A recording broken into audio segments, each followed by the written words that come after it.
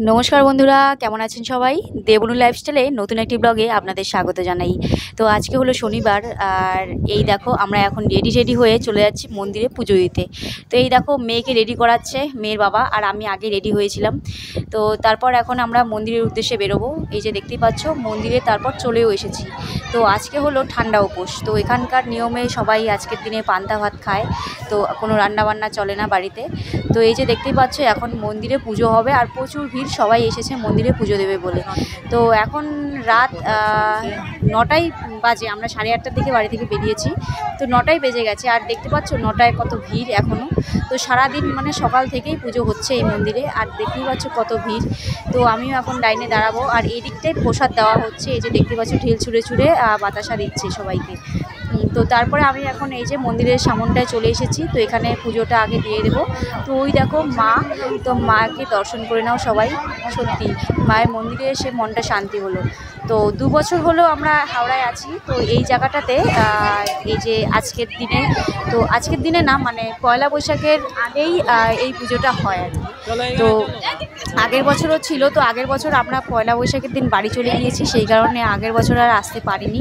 তো আমার খুব ইচ্ছে ছিল যে এই মন্দিরে আসার, তো এর আগের বার আমি দেখতে পারিনি। তো এবার খুব আগ্রহী ছিলাম, সারাদিন মেয়ের বাবার জন্য অপেক্ষা করছিলাম যে কখন আমাকে মন্দিরে নিয়ে যায়, কখন পুজো দেবো মায়ের। সত্যি আজকে মায়ের পুজো দিতে পেরে আমার মনটা খুব শান্তি হলো।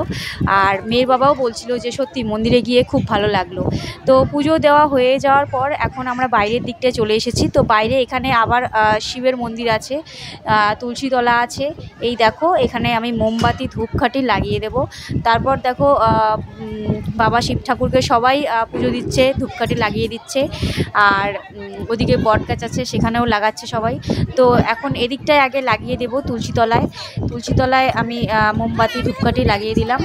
আর দেখতেই পাচ্ছ প্রচুর ভিড়, এখনও সবাই লাইন দিয়ে পুজো দিচ্ছে। তো পুজো দিতে দিতে তো 9:30 বেজেই গেছে। তো মেলার মতন বসেছে ওই সাইডটাতে একটু ছোট্ট করে।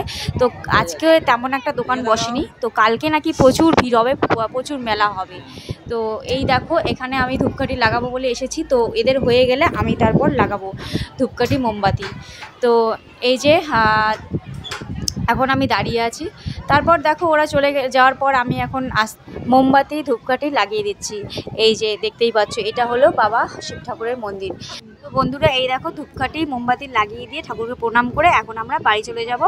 তো তোমরা কারা কারা আজকের দিনে ঠান্ডা উপোস পালন করেছো অবশ্যই আমাকে কমেন্ট করে জানিও।